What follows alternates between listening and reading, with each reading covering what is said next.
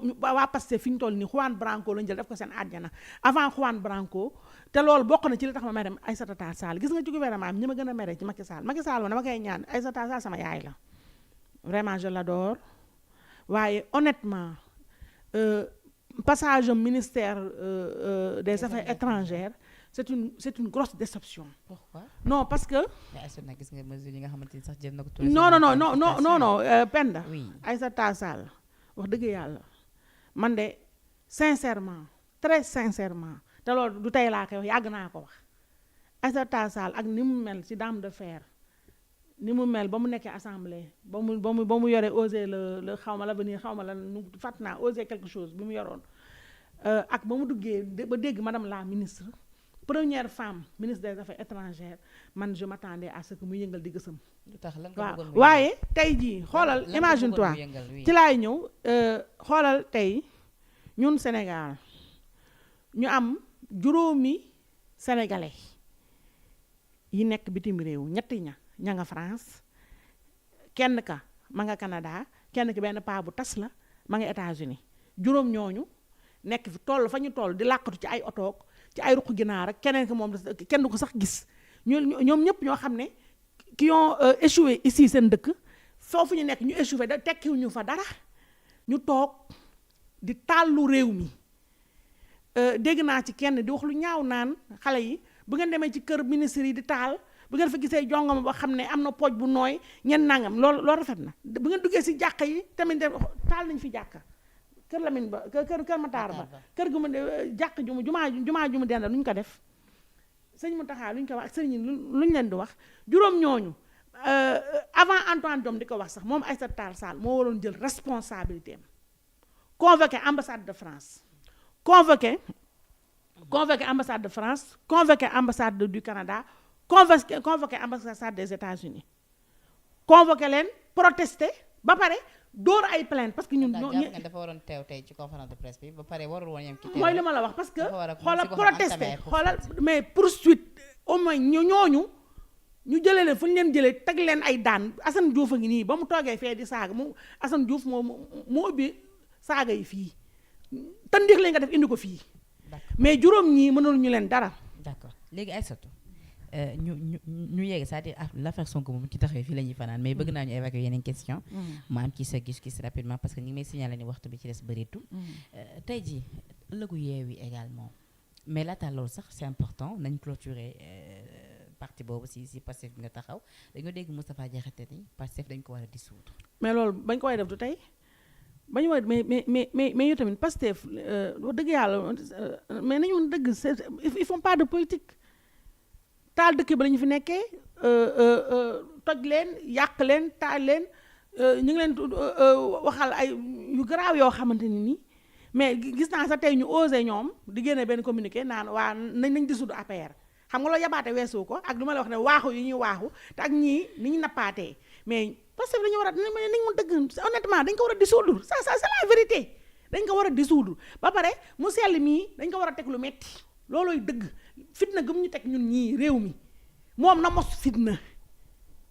état bi nee naa bu ñu fay réew continuer di yox yi nii ci mu sell mi bàyyi ko fii tëj ko fii sa dëkkër góor gi muy lekk di naan dégg nga ak di victimiser xam nga moom victimiser dégg naa gis naa gaayam naan ay mu sell mu bu génnee tam gis fi ñu toll nii day xool balaa lëndi dina génnaat dégg nga def ay vidéo ndax moom xam nga looloo koy dundal dina toog dégg nga dina fexe ba créer benn live génn waxaat fi ay bagages loolu yëpp ci xeetu nappaate ak tappet ga ko ñii tappet mu sell mii la Macky Sall war a lijjanti situation ñun lijjanti fi ñu toll nii suñu problème ay troisième mandat ak yooyu ñun intéressé guñ xam nga lu ñu intéressé suñu temps bi nan nekk ci jàmm mu sell mi la ñu war a lijjanti kaawam. d'accord teg ko lu metti lu mu ñu teg nañ ko teg. d'accord léegi yamale saagakatam yi Aïssata Tall ba Macky Sall dama yàkkamti mu tas gouvernement wu bii na tas gouvernement mi nga xam ne ay incapable ay tappet ay ragal ay yambar ñoo ca ne na leen dàq dem lijjanti ay xale yoo xamante ni nii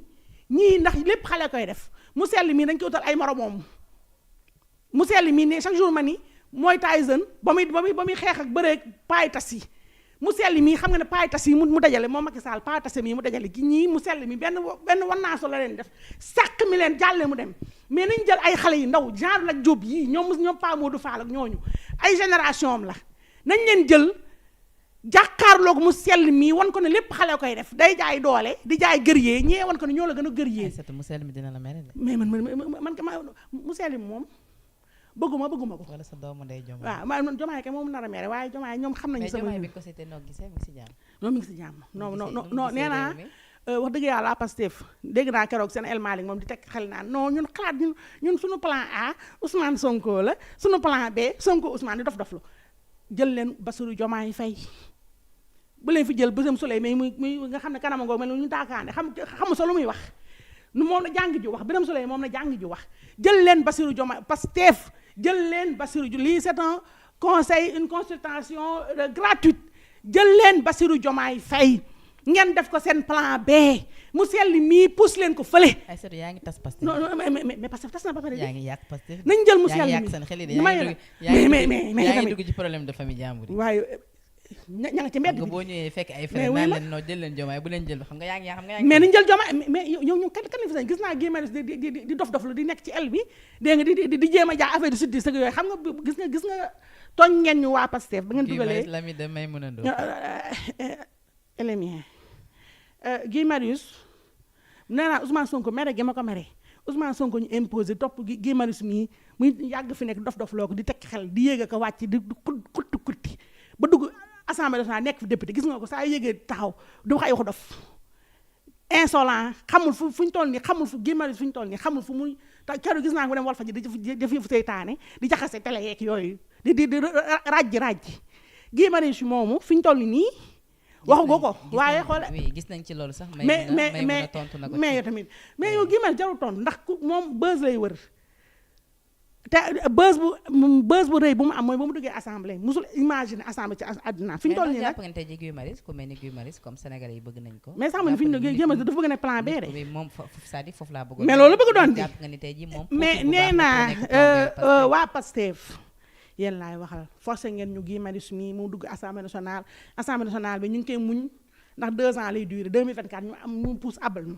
waaye bu ngeen ëppalee ba boole Guy Marius mi ci seen plan B yi ndax dañuy sóob am nañu plan B bu ngeen dof-dofloo ba dugal Guy Marius mii ngeen def ko plan B foofu la leen Sénégal yi di wane seen bopp Guy Marius nag bu yow nga xam sa bopp yow dugg nga dof-dofloo nga dugg assemblée yamal assemblée nga dem boo demee fekkante fa ay ñoom kuréel ak yooyu ngeen yéen a bokk seen groupe noonu yéen ñëpp 2024 ngeen may ñu fi ñu toll récréation moo fa ne actuellement assemblée nationale crèche la. d'accord waaw crèche la mais nañu dimbali. bëggoon naa ñu dugg ci yeneen pàcc waaye waxtu bi jeex na tàkk mais foog nga ñëw ci benn affaire. situation bi am jamono ji Yewwi Askan Wi participation Khalifa ci dialogue bi jur na coow gis nga communiqué bu ñu génnee.